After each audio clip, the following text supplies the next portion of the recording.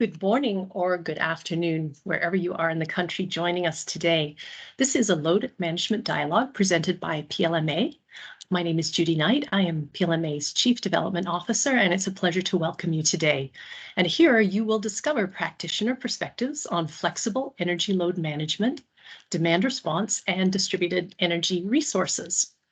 Now, today is a particularly interesting session. We are doing an interview that is hosted by PLMA's Women in Demand Management Affinity Group, and we will be speaking today with Patty Durand, who is the past president of the Smart Energy Consumer Collaborative, and she will talk to us today on the subject of public service and public utility commissions, which many PLMA stakeholders, especially those of you on the vendor side, have let us know you'd really like to understand a little bit better. Patty is an expert in this area. She is actually a current candidate for the Georgia Public Service Commission for an election that is scheduled in November of 2022. However, this is a conversation that is intended primarily to inform and educate all of us on the important role that is played by PSCs and PUCs across the country. And as a result, we will not be discussing any election issues today.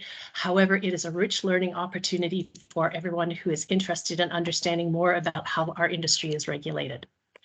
And so now let me also introduce PLMA's Women in DM group, who are as follows. Jessie Peters is one of our co-chairs. She is a senior product manager with Generac Grid Services, and she will be hosting our interview today with Patty.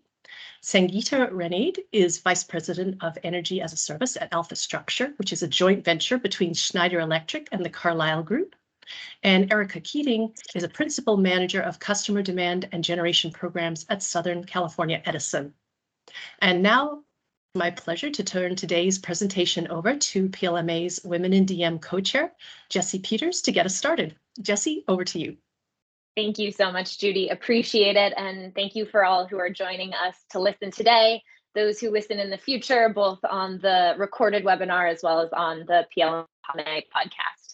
Before we dive in case anyone has not heard of the Women in Demand Management Affinity Group, I'm here to let you know that we promote female leadership and advocacy in the energy sector by fostering honest and constructive conversations on gender issues, providing a forum for networking and professional development, and encouraging greater cooperation and communication among men and women to cultivate productive and diverse workspaces. So we do strive to acknowledge and address the distinct experiences of all women in the energy industry, and this Women in Demand Management speaker series does just that.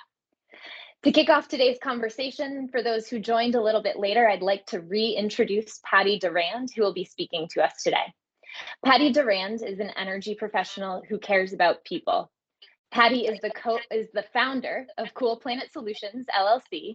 She is a consultant offering services to utilities and regulators with a focus on consumer engagement and education around the topics of energy technology and climate change.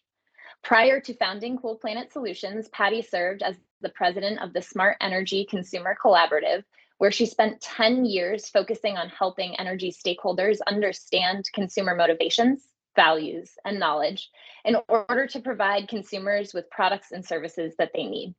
Patty has volunteered and worked at the Sierra Club and Sandy Springs Green Space and homeless organizations such as Lost and Found Youth and North Fulton Community Charities. As Judy mentioned, today Patty is a candidate running for the Georgia Public Service Commission.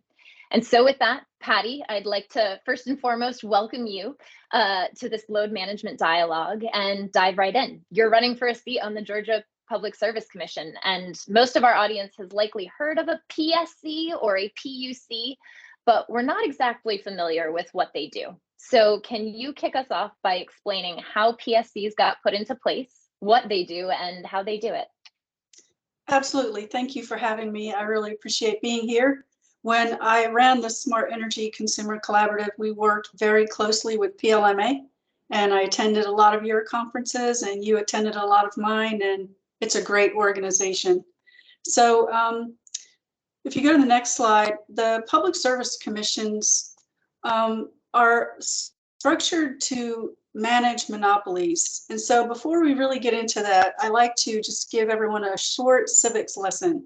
monopolies are illegal in the United States and have been ever since passage of the 1890 Sherman Antitrust Act due to a price fixing scandal back in that era. But there is one exception, and that exception is utilities. So just like the board game Monopoly, which many of us played growing up, everyone gets one utility, just like you got one utility card, and you don't get to pick your utility. Although there are some states that allow for choice, most states, your utility is determined based on where you live. So if you go to the next slide, so there's some confusion among the public about whether or not a utility is a government entity or a for-profit corporation. And that's because monopolies are granted to utilities by the legislature. So there is some legitimate confusion because some utilities are government agencies or government run or public. But the monopolies that we are mostly going to talk about today are IOUs, or investor-owned monopolies, investor-owned corporations. And so there are two other types besides that one, and those are munis and co-ops, as they are called in the industry, or municipal utilities or cooperatives. And cooperatives were created back in the Rural Electrification Program by FDR to help bring electricity to the rural and poor areas of the country. And they are government, they are private nonprofits. So they turn their profits back into the organization to the benefit of their members. And munis are run by city governments usually. But IOUs are different. They're not, they're a for-profit company. Many of them, if not all of them, are traded on the New York Stock Exchange. And their mission is to bring in profits for their shareholders. So next slide. So just to transition now to what a Public Utility Commission does, and I just want to make sure a lot of people know that they can also be called Public Service Commissions or PSCs. I think there's about 10 or 12 PSCs in the country, and the rest are PUCs. With some exceptions, there are some state regulatory bodies that are not called either one of those. They're called different things, like in Illinois, the Illinois Commerce Commission and things like that. So it does tend to confuse voters and the public, but for the most part, they're called PUCs. And so an IOU is a monopoly granted to the utility by the people of Georgia through the state legislature. There is sometimes confusion about how a monopoly comes to be. Did it just exist on its own? Did it just create itself? So I always want to make sure people know that is controlled by the legislature, and it can be taken away by the legislature, although to my knowledge that has never been done. But it is something that the legislature creates. It is not a mysterious entity. But in exchange for having no competition and a guaranteed set of consumers and a guaranteed profit, the utility agrees to be regulated in the public interest, whatever that might be. And that is determined by the PUC or the PSC.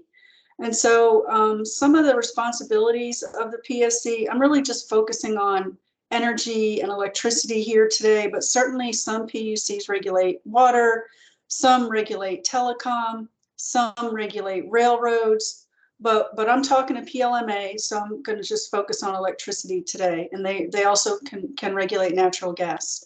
So focusing on electricity, the bottom, next to the bottom bullet, PUC's responsibilities are to regulate rates or to set rates for the utility, and they require innovation and they require reliability. And that's because as a monopoly, most utilities don't have to innovate in order to stay ahead of the competition because there isn't necessarily competition. So that's the job of the commission, is to be a check on the monopoly to make sure they don't use their power in ways that harm consumers, and to require innovation and replace the free market that the rest of the business sectors operate in. Next slide. So there's some different structures. 11 states in the country elect their commissions. I might be off by one or two, but the vast majority of states commissioners are appointed either by the governor or by the legislature. In some cases, they're appointed by the governor and the legislature has to approve it. So there's different structures. in the country. In the Southeast, generally commissioners are elected. The rest of the country, pretty much commissioners are appointed. And although most state commissions do a good job, there are some that don't. There is a problem with corruption and scandal, and there's what I want to call it, a policy concept or an economics concept called regulatory capture, where the regulated entity is more powerful and more sophisticated than the regulator. And so they can actually determine what they want, and they tell the commission what to do, and the commission does it. And that is a problem in quite a few commissions. You can Google that if you want to learn more about that. Next slide. So I just want to wrap up this part of the conversation by letting you know that for 100 years, the business model that commissions managed was one that incentivized capital investments, or more commonly known as building out the grid. They used a cost plus model or an ROE, return on equity model. And that was the goal. That's what we all wanted. We wanted a country that had reliable electricity that served 99%, if not 100% of the customers that wanted it. Doesn't matter where you moved or where you live, you can get electricity. There's no one that's going to tell you you're too far. You will get it, and it'll be reasonably priced. And that is one of the powerhouses that made this country's GDP as high as it is and made our standard of living as good as it is. But that business model is over now, and it's widely recognized that building out the grid is no longer the goal. Now the goal has changed to be clean energy, reliability in the face of more severe and increasing storm events, and engaging customers in the purpose of energy. So we have an internet now. Energy is disrupted for energy just as it is for hotel and transportation and music and publishing. And that disruption has many good things to it, including a more engaged customer. And that's what I studied as president of the Smart Energy Consumer Collaborative, is what is it that customers want? What do they know? What are their interests? And we learned about customers' values related to technology or clean energy or saving money or any number of things. And that is what the utility business model is changing to. So I just put a couple of things here under the 21st century bullet. About 20 states are deregulated such that customers can choose among different providers. There's PBR, performance-based rate making, where many commissions are transitioning from a cost plus or capital investment business model to one that gives the utility incentives for energy efficiency or demand response, or what's the word? I can't think of it. Not load growth, but capacity, standby capacity, load utilization, things like that. Because we want more from our utilities than just building a large thing. We want distributed energy on the grid and a lot of things. Whatever the commission determines, that's what we want now. So next slide. So I want to talk a little bit about diversity, because this webinar is hosted by Women in Demand Management or Women in Energy.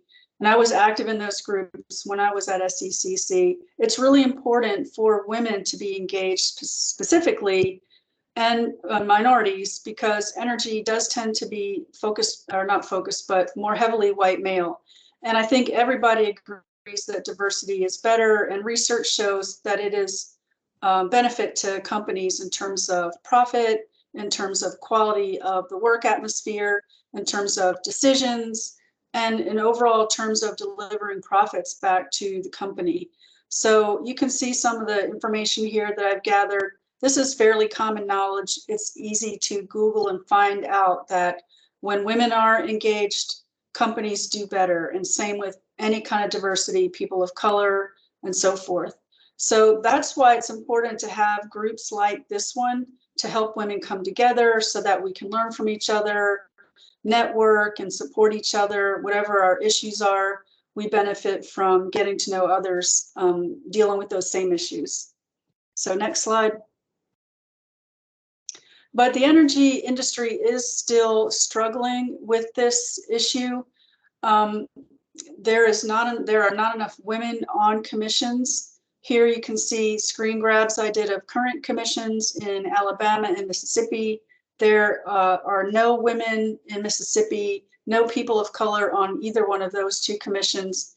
In Georgia, only one woman has been elected to the commission in its 140 years of existence. Next slide.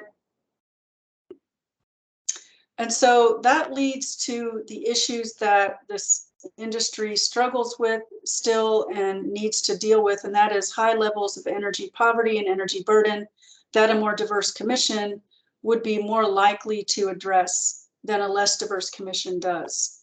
And in fact, before I talk too much about this, Georgia has had a lawsuit filed, and a federal judge has intervened in Georgia's Public Service Commission's elections that they are not diverse and fair to people of color. So that is still playing out in the courts. You can Google that if you want to learn more about that. And Georgia also has a very high level of energy poverty and energy burden. So just to make sure you know what they are, poverty is defined different ways, but the way that I've grabbed it here is this lack of access to electricity. And that lack of access can just mean that they can't afford electricity, not that they can't get it if they have enough money. But generally, if their bill exceeds 10% of their income, that destabilizes homes and risks disconnections, and then that risks a spiral into evictions and homelessness. But before you get to poverty, you get to the energy burden, which is where gross household income exceeds 3%. It can be 8%, it can be 10%, it varies. But it's a lot more for people of limited income who tend to live in very low quality housing and therefore have higher bills than it is for the general population. Next slide. And this is a great graphic. I've known this graphic for about 3 years. It was produced by Southern Energy Efficiency Alliance, and you can see the link there. That link takes you to an amazing report that goes through the whole history of the South, not just this energy part, but basically how the South was settled, how it started with slavery, and it started with, and then it goes on to Jim Crow, and then it goes on to poor quality housing stock, and then it goes on to energy. It's a tour de force, in my opinion. And this graphic is a beautiful rendering of just how much poverty there is in the Southeast and how difficult it is for people struggling with energy burden in the Southeast and facing huge disconnections. So that's a good visual, and that is important for you to see that the darker colors go much more widely in the South. If I were to back up and do the whole country, you'd see a different color scheme, but that's how it is in the South. Next slide. So the question is, what do you do to address energy burden? What are some of the ways? If the commission were to want to address energy burden, some of the ways are to end disproportionate disconnections. 1 and 2 really go together because right now there is very little data that is gathered about people struggling with energy burden.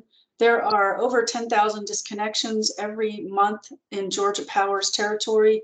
Every state, every utility has high levels of disconnections, but we don't know where are they living. The utility knows who they are, but there's no data gathered that is reviewed, shared, analyzed, or used to better serve these particular customers. And in many cases, simply energy efficiency upgrades would be enough to reduce the energy burden in their home.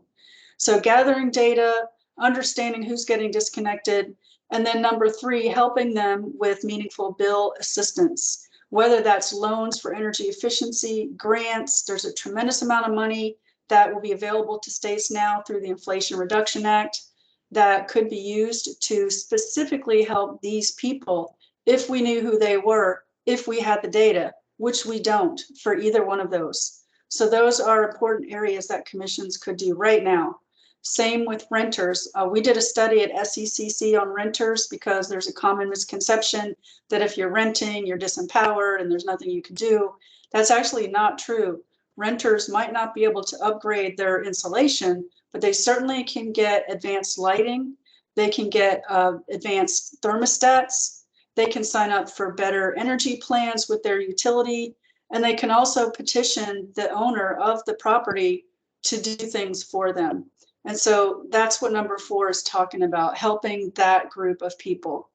And then carbon emissions, we don't have time to get into climate change, but it does disproportionately impact low-income people and people of color who are disproportionately represented in the Southeast. So I have another set of slides and research on this group, but really accelerating carbon emissions reductions helps the energy burden most of all. And number 6, we covered just a bit already. So next slide, that might be it. I think that's the end. Yep, that's the end. So Jessie, I'm happy to take any questions you might have that I didn't cover or anything else you care to do. Sure, I'd love to talk about a few different things that came up.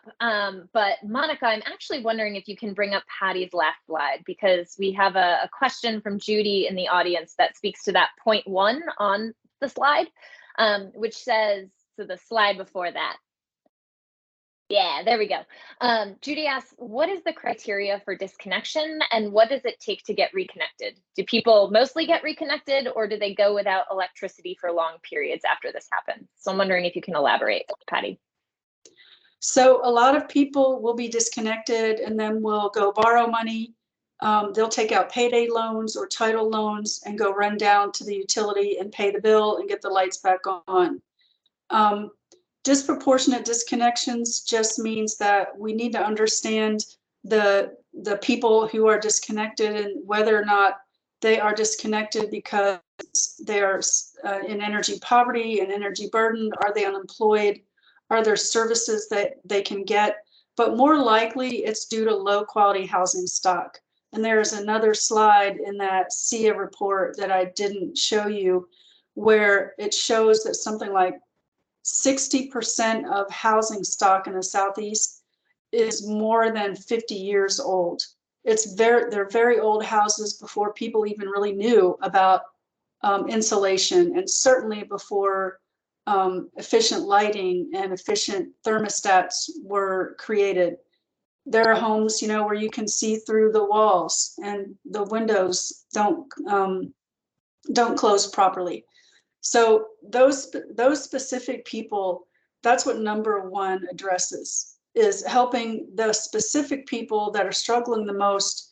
And another item of number 1 are mobile homes. Mobile homes have very little insulation. They're really just a metal box.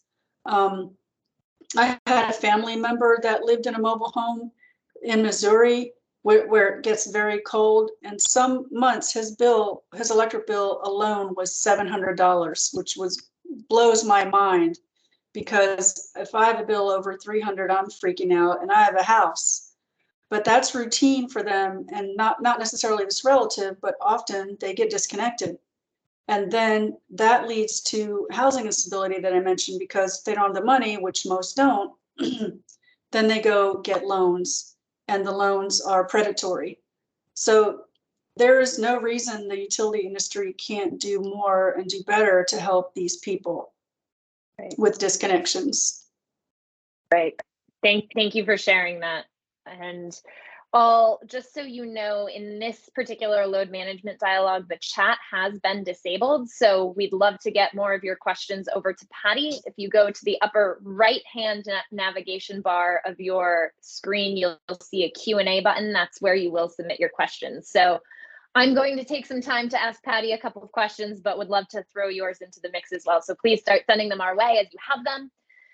In the interim, Patty, going back to the importance of diversity, I loved that you had a slide that calls that out specifically because, as I've said, PLMA is Women in Demand Management Affinity Group, seeks to help both women and men learn from female experiences in the industry.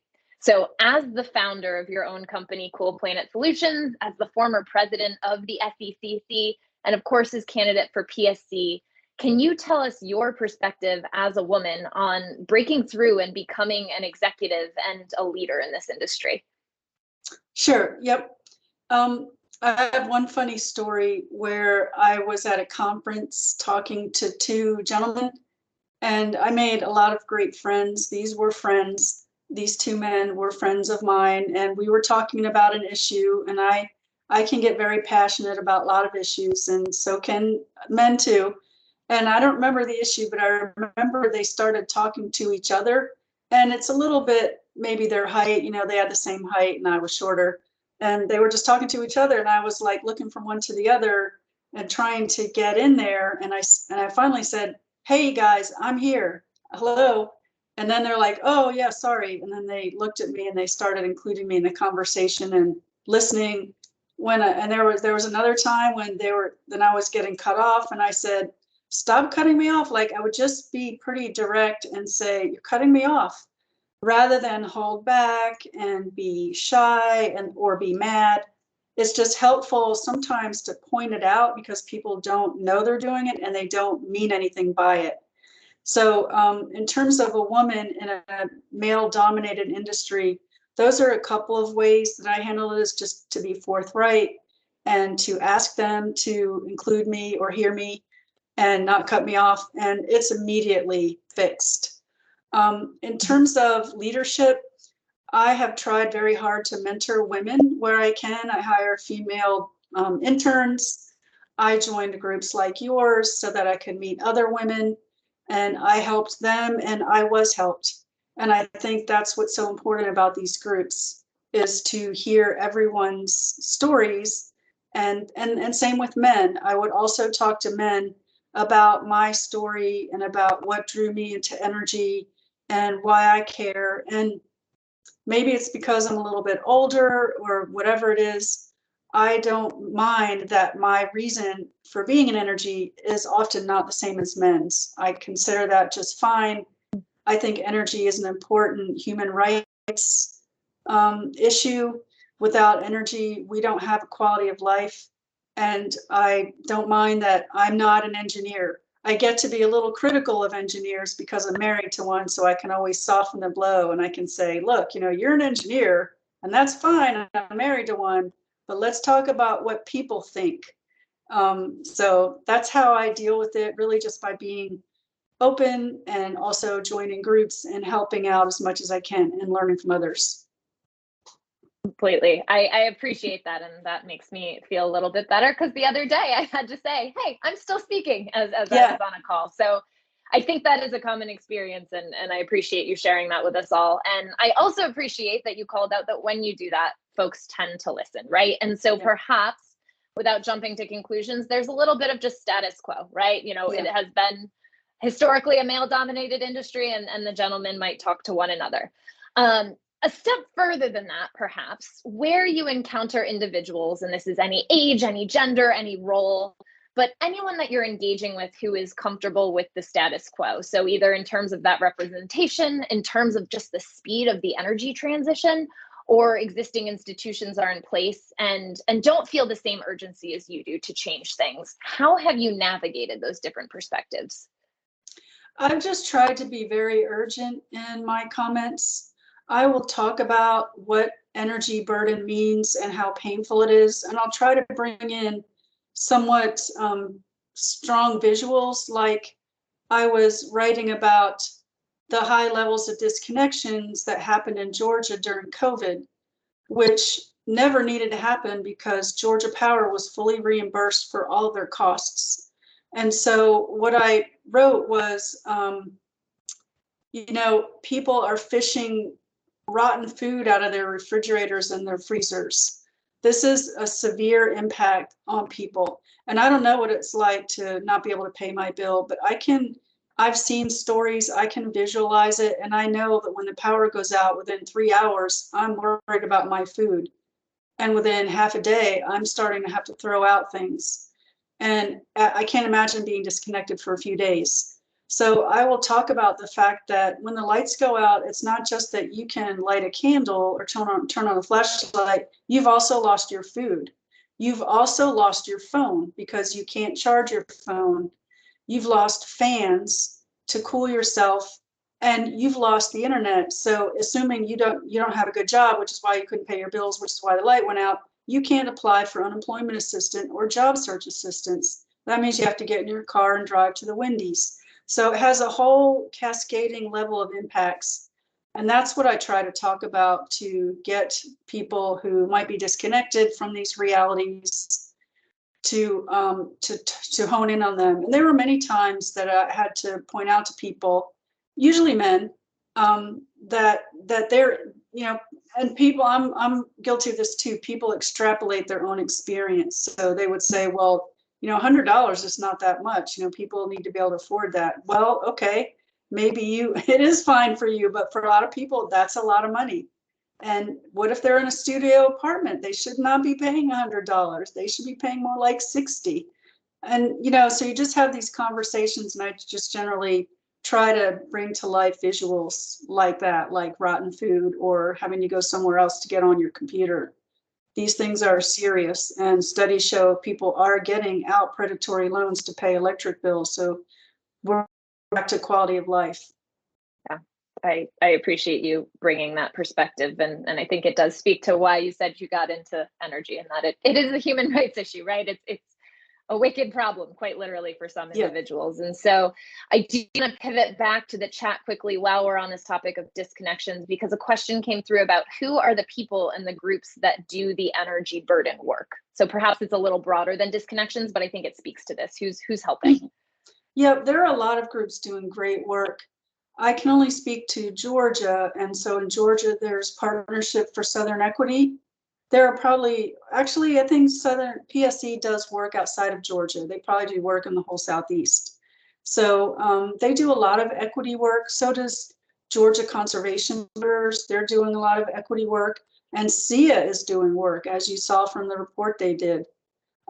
Georgia Watch is doing some work. There are consumer advocacy organizations in almost every state doing that work. And then there are homeless advocacy groups that get into energy burden and energy poverty, because for the same reason we're talking about, if you can't afford your utility bills, then you can't really live in the home or apartment that you've got. So those are quickly some of the groups. There are also state commissions that are working on it. Not my own, but I believe North Carolina has some energy burden, energy poverty programs that they have, and then many other states as well. Those would be the broad groups. Wonderful. And so, Judy, I see we got another question in the chat here. I think it connects to the one that I'm about to ask, which is, Patty, two of the biggest sectors represented in PLMA are utilities and technology providers. So you just told us who else is working to alleviate energy burden, but how do you advise our groups to take on this issue? And per Judy's question, is there a requirement for utilities to address energy burden in their IRPs? There's not a requirement that I've seen. I think the utilities decide what goes in the IRP. The commission can certainly require it, but again, we need more diversity on the commissions. I forgot to mention Texas Poverty Research Institute. They've done some great work on energy poverty and energy burden. In terms of how to work together between businesses and utilities, that's really a tough one. The utility has to have that ethic, and while many do, some don't. And I would just imagine there are two approaches to make.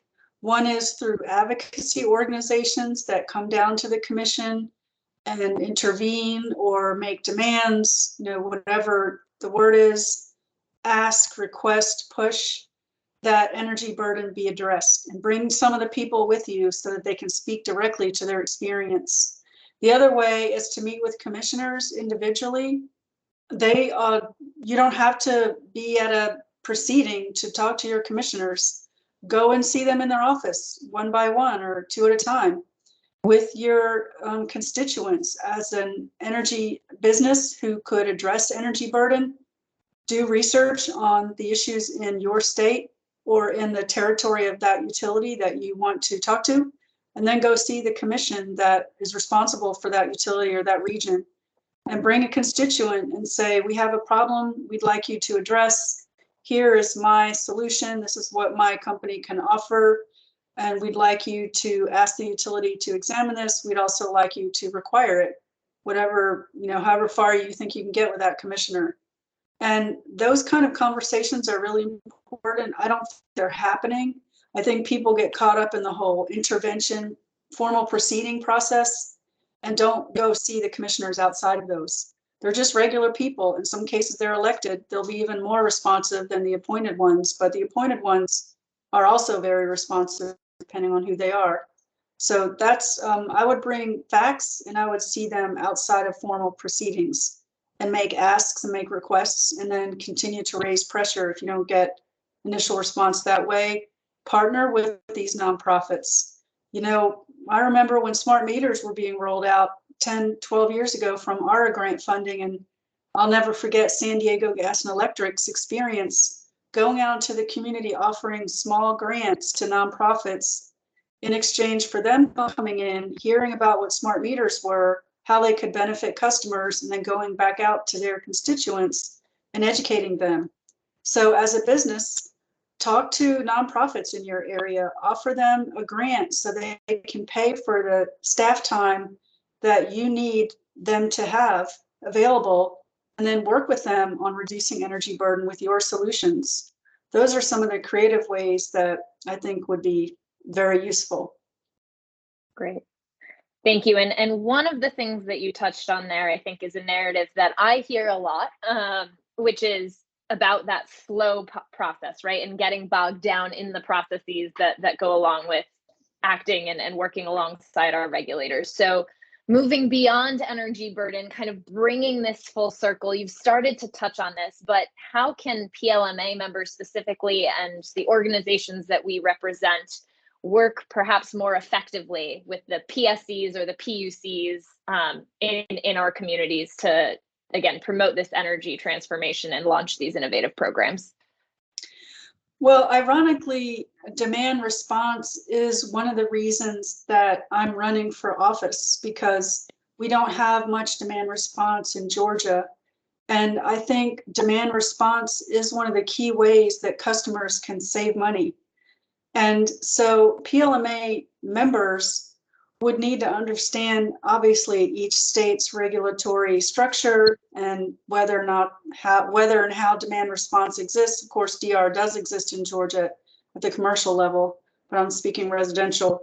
But in terms of helping people or expanding demand response, businesses probably can work with, again, nonprofits whose mission aligns with expanding something like DR, which there should be demand response in every state, in every area, because it is such a great way to save money and reduce capacity factor. So that would mean working with Partnership for Southern Equity. It would mean understanding how demand response reduces peak energy and then saves money and puts downward pressure on rates. And working with Georgia Watch and working with Georgia Conservation Voters in whatever state you're in, those nonprofits that are working to help and stabilize customers' energy burden. And I don't mean just to focus on residential, certainly small, medium business customers also struggle with understanding those pressures and those programs that the nonprofits have. And if they don't have a program, working with them to educate them to see how these programs benefit their mission, offering them small grants so they can afford the staff time to do it. And then going as a united front to commissioners outside of the formal intervention process and just talking to commissioners, because they probably need educating too. A high number of commissioners don't have any energy experience and don't even understand what demand response is. So those are the areas where I would start. Okay. Thank you. Thank you for helping level set for that audience. I think for providing us a lot of resources and names of organizations we can go to along the way. I'm sure that that's appreciated by the audience. I'm about to let you off the hook, but before I do, we like to end with one more lighthearted, fun question. And so with that, Patty, what is a book that you've read recently or that you would recommend reading to our audience, either related to work or for fun? Well, to the audience, we're talking energy, so I like Leah Stokes's book, Short Circuiting Policy, which is a nice overview of how clean energy programs have been slowed or stopped in the regulatory process, sort of like a whodunit, like what happened. There's a term she uses called the fog of enlightenment, and it's really interesting to read about how things pass without realizing, similar to the Inflation Reduction Act, we're not exactly sure how that's going to impact everything. So often decisions get made and policies get passed without being sure of how they're going to impact things. And so that book's really interesting if you're interested in energy, which I know we all are. And then for fun, I like medical books. I like medical nonfiction books. There's one I read recently called That Good Night, which is a excerpt from Do Not Go Gentle into That Good Night, which is a famous poem. And it's written by a doctor who does end of life care. And she talks about how to make sure your end of life, I know it's heavy, but I just like heavy books. How to make sure your end of life or your parents, your loved ones, whatever, is as healthy and as pain-free as possible. And so that book, it was really fascinating to me. So I'll stop at 2. I appreciate that. A regulatory whodunit and end of life care for those of us who have been reading too many comedies and rom-coms and trashy thrillers. we can bring it back. Yeah. So Patty, I thoroughly appreciate the time you've given us today. I'm going to invite Judy Knight to join us again on camera and close us out. Thank you so much for your time. Wonderful. Thank you for having me.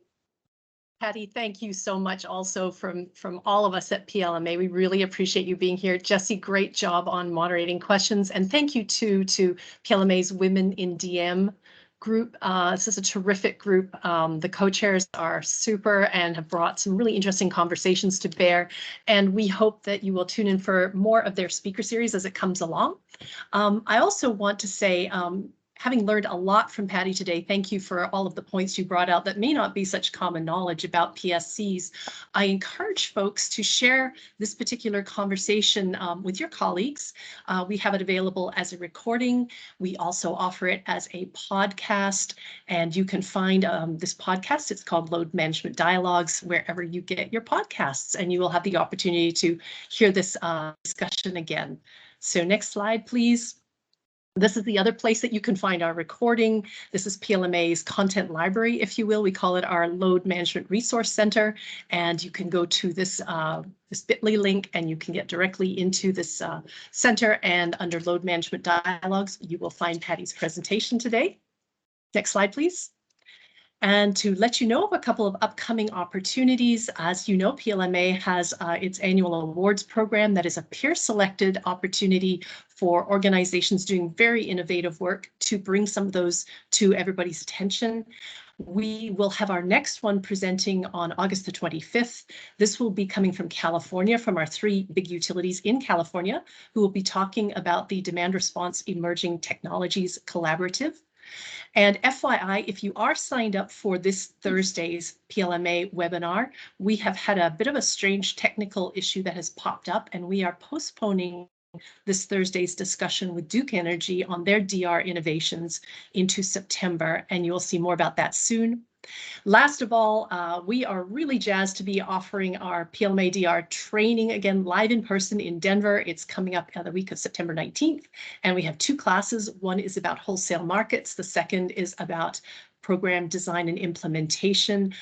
These are highly recommended and very enjoyable.